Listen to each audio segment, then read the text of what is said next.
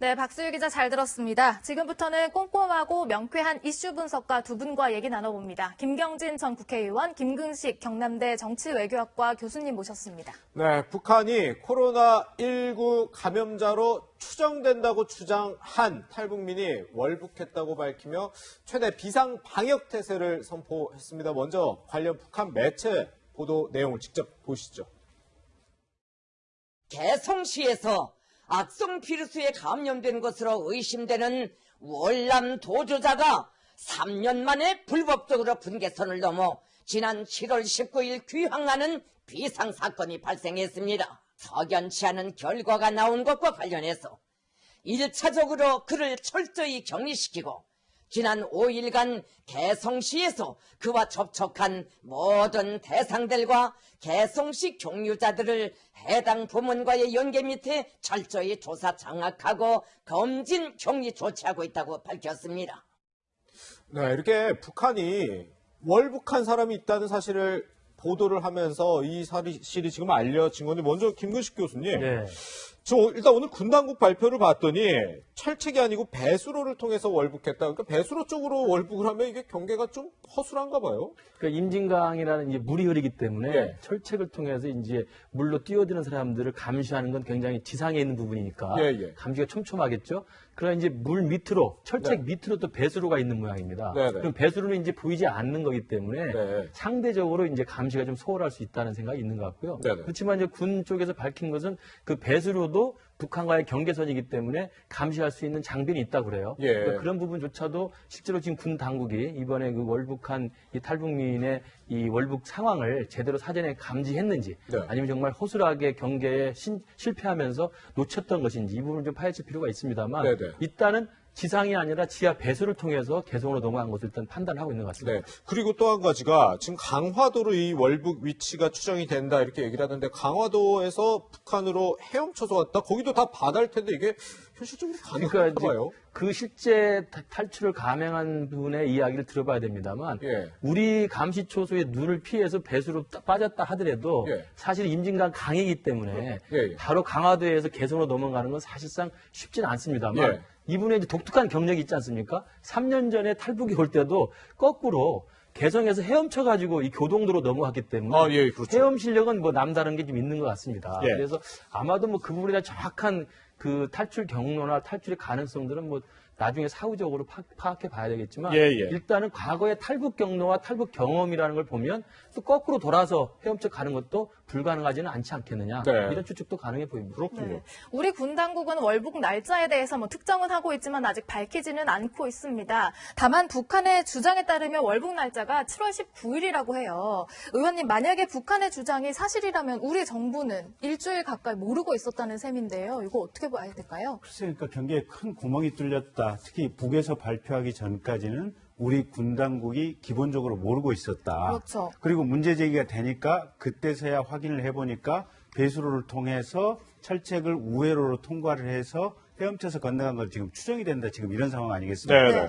거기다가 그 전에 또 다른 신고인이 있어서 경찰에다가 이게 월북 가능성이 있다 이런 얘기를 지금 전파했다고 얘기를 하지 않습니까? 네, 그리고 잠시 뒤에 짚어볼 텐데요. 구속영장도 발부가 있고 그렇다면 사실은 경찰하고 군하고 협업이 조금 더 빨랐으면 정보 공유가 됐다면 훨씬 이런 부분에 대해서 사태 파악이 좀 용이하고 제대로 돼 있을 터인데 네. 경찰하고 군 사이에 정보 공유 문제도 있는 것 같고 군 내부에서도 북에서 발표하기 전까지는 일체 확인이 없었던 상황으로 지금 보이고 있고 네네. 그래서 이게 지금 총체적인 어떤 경계 부실이 아닌가 예. 그렇게 좀 보여집니다. 네. 우리 김경진 의원님 말씀해 주신 것처럼 경계 부실 얘기가 나오니까 지금 또 떠오르는 사건이 바로 지난해 6월에 북한 목선이 삼척항에 입항했을 때 그 사건입니다. 그때도 이 경계 부실 얘기가 나왔었는데 그때 정경두 국방부 장관 이렇게 얘기를 했었습니다.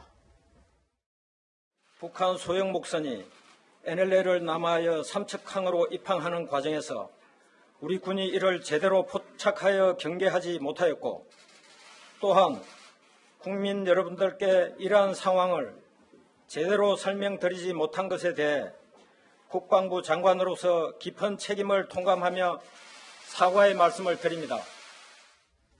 글쎄요. 그 당시에도 정경두 장관이 대국민 사과를 했고, 그 당시에 사실 근데 자세한 상황을 국민들이 제대로 안 알렸다 이런 논란이 있어서 그런지, 이번에는 뭐 군에서 이렇게 계속 얘기는 하고 있지만, 결과적으로 이 경계 허술한 점에 대해서 국방부 장관 책임론 또 한 번 나올 것 같은데요. 일단 남북이 분단되어서 대치하고 있기 때문에 예. 특히 남과 북의 이 접경 지역의 경계라는 것은 사실은 놓쳐서는 안 될 아주 필수적인 부분 아니겠습니까? 네네. 지난해 6월에 저 삼척항 자진 귀순도 마찬가지고 네. 이번에 만약에 또 재입국을 하는 과정에서 놓쳤다고 한다면 네. 북한의 남침의 의도를 미리 사전에 간파해야 되는 가장 정확한 지점이 경계선에 있는 초소들이거든요. 예, 네. 이 초소들이 과연 정확히 눈을 시퍼렇게 뜨고 북한의 동태를 파악하느냐 이게 가장 중요한 건데 다 놓치고 있는 게 지금 사후적으로 드러난 거 아니겠습니까? 예. 그래서 지난해 있었던 삼척강의 노크 기순 이후에 저렇게 정경두 국방장관이 직접 사과하고 재발 방지를 약속했는데 예. 만약 이번에 또 이 재입국한 이 탈북자가 북으로 가는 과정에서 우리 군이 소홀한 게 드러났고 또 사전에 알지 못했다고 한다면 경계에 뚫린 것뿐만 아니라 네네. 이 부분에 대해서는 과연 남과 북의 대치 상황에서 북을 경계하고 있는 우리 군의 이 태세가 제대로 돼 있는가라는 근본적인 질문을 할 수밖에 없을 것 같습니다. 예. 네. 사실 군뿐만 아니라 경찰의 대응에도 문제점이 제기되고 있습니다. 아까 전에 김 의원님께서 말씀하셨듯이 군과 경찰 사이에 정보 공유가 부족했던 것 아니냐. 그도 그럴 것이 의원님, 이 남성이 지인 성폭행 혐의로 고발 조치되고 출국 금지와 또 구속영장까지 나온 사람이었다. 이 점이 새로 논란이 되고 있죠. 예. 그러니까 고 월북 가능성을 신고했다고 하는 여성분이 네. 그러니까 경찰에 그런 내용을 분명히 알렸다라고 얘기를 하고 있고 경찰에서는 지금 출국 금지하고 구속영장이라고 하는 행정적 조치를 취했다고 하는데 예. 네. 이런 식으로 사실은 막무가내로 그냥 월경을 할 거라고까지는 생각을 못했던 것이 아닌가라는 생각도 드는데 네. 근데 그럼에도 불구하고 탈북자들 같은 경우는 사실 보면 경찰에서 5년 동안 지금 관리를 해야 되는 거 아니겠습니까? 그러니까요. 그리고 3년이라고 하는 탈북의 기간 중이고 예. 그렇다고 한다면 사실 경찰의 이 보안 관련된 부서에서는 그와 관련된 기본적인 정보를 가지고 있었거든요, 보면. 네. 예, 예. 그럼 경찰의 수사부서하고 보안부서 이 내부적인 어떤 정보 공유만 했어도 예. 이게 그런 식으로 갈 수 있었다는 가능성 충분히 염두에 둘 수 있었을 것 같아요, 보면. 네, 네. 그래서 경찰 내부에서도 그리고 경찰하고 군과 이 두 기관 사이에서도 정보 공유가 충분하지 못했다. 그런 점에서 비판받을 만하고요. 이게 그러니까 지난번 태안에서 중국인들이 미입국한 경우도 그렇고 이번에 이게 넘어 들어올 때도 그렇고 넘어갈 때도 그렇고 이게 젊은 민간인이 그런 거 아니겠습니까? 군인도 아니고. 네. 그렇다고 친다면 사실 군인들 같은 경우는 북한군 특수부대다 이러면 정말로 그냥 얼마나 쉽게 들락날락 할 수 있는가 이게 예. 그냥 단적으로 지금 보이는 사건들이거든요. 네. 그래서 뭔가 경계에 대해서는 체계적인 어떤 우리 군의 재점검, 어떤 전면적인 재검토가 좀 필요한 시점이 아닌가 싶습니다. 네. 이번에 이 북한이 재입북한 이 20대 남성에 대한 얘기를 하면서 특히 강조한 점이 바로 코로나19 의심자라는 점입니다. 교수님, 예. 북한이 왜 코로나19 감염 의심자다 이런 점을 강조한 걸까요? 의도가 뭘까요? 그러니까 사실 굉장히 이례적인 겁니다. 네. 그러니까 지금까지 북한은 코로나 청정국이라고 지금 자부하면서 주장하죠. 네, 자기들 국가에는 한 명도 없다고 지금 강조를 해왔는데 네, 네. 갑자기 남쪽으로부터 재입국한 탈북자가 코로나 바이러스 의심자다. 이렇게 네네. 그것도 공개적으로 밝혔을 뿐만 아니라 김정은이 직접 주재하는 정치국 비상 확대회의를 했단 말이에요. 네네. 사실은 정치국 확대회의를 한다는 것은 굉장히 엄정한 상황 인식을 갖고 있다는 전제입니다. 네. 그런데 코로나 의심자로 판명된 남쪽 탈북자가 북으로 왔다는 것을 공개하면서 비상 정치국 확대를 했다? 네.